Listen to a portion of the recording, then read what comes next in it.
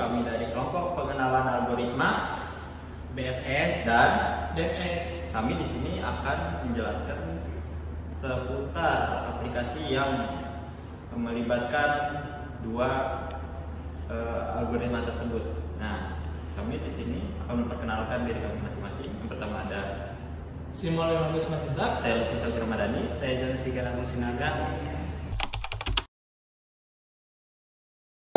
Yang pertama itu ada penjelasan apa itu graf. Graf adalah struktur data yang digunakan untuk merepresentasikan hubungan antara objek graf terdiri dari yang pertama ada node. Apa itu node? Node adalah merepresentasikan objek atau entitas. Yang kedua ada edge. Apa itu edge? Yaitu menghubungkan dua node yang untuk menunjukkan hubungan. Nah, contoh dari graf adalah jaringan sosial setiap orang adalah node dan hubungan pertemanan adalah edge. Jalur transportasi, stasiun atau kota sebagai node dan jalur kereta adalah jalan sebagai edge. Graf bisa berubah, yaitu graf berarah dan graf tidak berarah. Apa itu graf yang berarah? Yaitu arah hubungan antara node diperhatikan, misalnya A mengikuti B di media sosial. Dan graf tidak berarah, hubungan bersifat dua arah, misalnya A berteman dengan B. Nah, contoh nyata penggunaan graf, yang pertama ada jejaring sosial, yang kedua ada transportasi, yang ketiga ada jaringan komputer, yang keempat ada sistem rekomendasi. Berikut inilah tujuan-tujuan dari video graf BFS dan DFS. Yang pertama, dalam video ini kamu akan belajar apa itu graf dan contoh-contohnya itu ada dasar graf, termasuk node dan edge. Yang kedua itu ada BFS, teknik pencarian eksplorasi graf yang secara luas atau level by level. Yang ketiga ada algoritma DFS, yang artinya teknik pencarian yang eksplorasi graf dalam depth by depth. Dan berikutnya itu ada dengan memahami graf BFS dan DFS, kamu bisa memecahkan berbagai masalah seperti pertama, mencari rute terpendek, menemukan jalur atau pola dalam data. Yang ketiga, menyelesaikan masalah di dunia nyata seperti navigasi dan analisis jaringan. Oke, selanjutnya itu ada algoritma BFS, yaitu Breadth First Search. Adalah algoritma traversal graph yang mengeksplorasi semua node pada satu tingkat atau level sebelum melanjutkan ke tingkat berikutnya. BFS digunakan struktur data QE untuk melacak node yang akan dieksplorasi. BFS bekerja baik pada graf berarah atau tidak berarah. Karakteristik BFS menjamin pencarian jalur terpendek pada graf tidak berbobot. Kompleksitas waktu O kurung V plus I itu kurung, di mana V adalah jumlah node dan E adalah jumlah edge. Selanjutnya, kapan BFS digunakan? BFS digunakan untuk mencari jalur terpendek di graf tidak berbobot. Contoh, menemukan rute tercepat dalam kotak traversal level order pada struktur data seperti pohon. Selanjutnya, mencari komponen terkoneksi dalam graf tak berarah. Selanjutnya ada pemrosesan jaringan seperti menentukan jarak sosial di media sosial. Seperti itu. Oke, yang keempat ada algoritma DFS Depth First Search, yaitu algoritma traversal graph yang menelusuri graf hingga kedalaman maksimum pada suatu jalur sebelum kembali ke menelusuri jalur lainnya. Selanjutnya, DFS digunakan struktur data stack, bisa digunakan rekursi atau stack eksplisit. Dan karakteristiknya itu ada DFS cocok untuk mengeksplorasi jalur yang lebih dalam terlebih dahulu. Kompleksitas waktu sama seperti tadi, di mana V adalah jumlah node dan E adalah edge. Nah, selanjutnya, kapan DFS digunakan? DFS digunakan pada saat mendeteksi siklus dalam graf. Contoh, menentukan apakah ada jalur berulang dalam jaringan. Nah, yang selanjutnya itu ada menemukan semua jalur antara dua node. Contohnya, menemukan jalur dari sumber ke tujuan. Nah, yang ketiga ini traversal pada pohon untuk operasi seperti pencarian akar atau mencari elemen. Dan yang terakhir, topological sorting pada graf berarah. Nah, yang kelima ada perbandingan BFS dan DFS. Nah, berikut adalah contoh tabel yang kami sediakan. Nah, kapan sih digunakan BFS dan DFS ini? BFS itu cocok untuk mencari jalur terpendek di graf, tidak berbobot. Dan traversal graf berdasarkan level, misalnya pada pohon. Nah, selanjutnya itu DFS cocok untuk mendeteksi siklus atau komponen terhubung menjalani seluruh jalur dalam graf. Nah, yang keenam ada kesimpulannya. Yang pertama ada rekap poin utama. BFS dan DFS adalah algoritma traversal graf yang digunakan untuk mengeksplorasi dot dan edge. BFS menelusuri level by level dan cocok untuk mencari jalur terpendek. Sedangkan DFS menelusuri depth by depth dan cocok untuk mengeksplorasi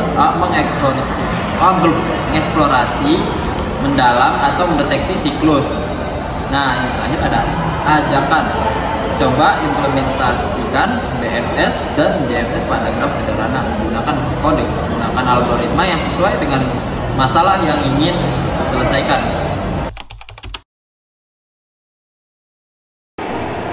Halo teman-teman, nah di sini saya akan menjelaskan pengimplementasian rumus graf pada sebuah aplikasi yaitu Mobile Legends. Nah, untuk implementasi graf yang ada di Mobile Legends ini berada di pembelian item ya teman-teman. Nah, untuk kita melihat pembelian item itu ada di sebelah pojok kanan atas yang logo duit itu. Nah, kalian klik. Nah, nanti kalian akan ditampilkan semua item-item yang kalian ingin pakai atau kalian ingin beli. Nah, sebagai contohnya di sini kita ingin membuat sebuah sepatu Ice Hunter Toe Boots. Nah, untuk pembuatannya ini pertama-tama kalian itu harus membeli sebuah sepatu yaitu bernama Ice Hunter Speed Boots. Lalu ketika kalian teman-teman sudah membeli item ini, kalian klik purchase. Selanjutnya kalian perlu membeli namanya item kedua yaitu namanya Magic Resistance Cloak. Kalian klik purchase.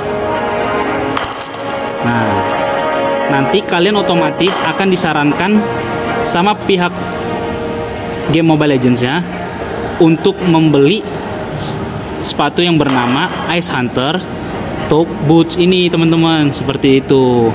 Ini sebagai contohnya ya. Ini saya prioritaskan akan muncul di tampilan layar HP Anda. Seperti ini. Tuh teman-teman, dia akan muncul langsung direkomendasikan sama gamenya sendiri. Seperti itu. Ini untuk item yang pertama. Nah, untuk membuat item Malefic Roar ini, kalian itu perlu namanya membeli dua item sama akan dia jadikan satu item yaitu bernama Legend Sword ini. Nah, untuk sebelum menjadi Legend Sword ini kalian itu perlu membeli namanya item Dagger sebanyak 2 ya teman-teman. Dagger 2.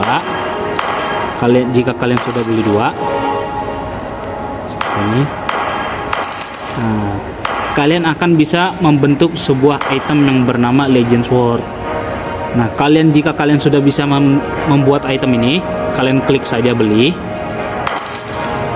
Nanti otomatis kalian akan bisa disuruh membeli namanya item Malefic Roar ini ya teman-teman, yang gambarnya kayak pistol. Nah, ini akan muncul nih nanti di layar HP teman-teman tersendiri, otomatis tuh teman-teman. Sama halnya kayak kita membeli item sepatu tadi, seperti itu. Gitu teman-teman. Jadi begitu saja ya teman-teman pengimplementasian graf pada game Mobile Legends. Sekian dari saya, terima kasih teman-teman.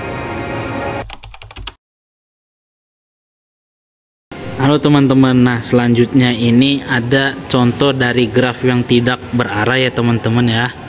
Nah untuk contohnya itu ada, atau bisa dibilang pengimplementasiannya itu ada di sebuah game Roblox ya teman-teman ya. Untuk jenis game yang ada di dalam Roblox ini adalah bernama Blox Fruit. Nah di Blox Fruit ini dia mengimplementasikan graf tidak berarah, yang dimana kita bisa menjelajahi semua pulau yang ada di game Blox Fruit ini teman-teman. Bebas kita tanpa terarah seperti itu. Sebagai contohnya, misalnya kita mau dari sini ke pulau yang lain seperti itu.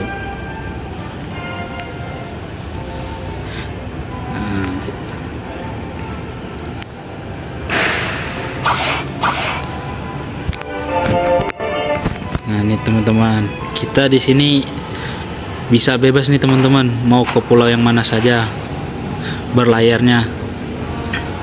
Misalnya nih kita ingin ke pulau Marin nih teman-teman nih, kita bisa nih ke pulau Marin menjalankan sebuah misi seperti itu. Tuh teman-teman, kita bisa menjalankan sebuah misi di sini. Nah, misalnya kita tidak pengen nih di Pulau Marin, bisa kita ke pulau yang lain, teman-teman. Nah, untuk contohnya seperti ini. Kita naik kapal dulu lagi.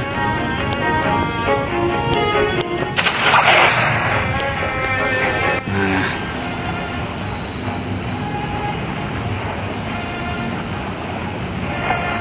kita berlayar nih sebebas kita mau lah. Kita mau ke pulau mana, ingin naikkan level di pulau mana, seperti itu.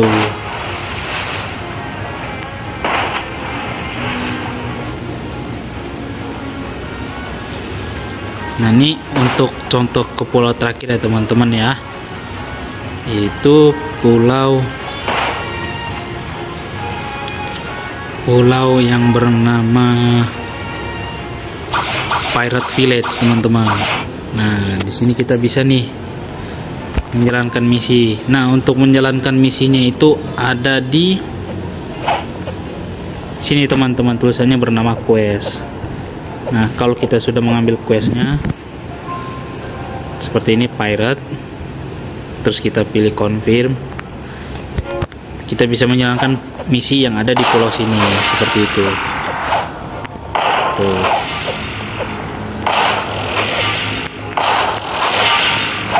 Nah, jika kita sudah nih menjalankan misinya nih sesuai dengan ketentuan yang disuruh sama game ini, nanti kita bisa mendapatkan sebuah hadiah berupa koin game ya teman-teman.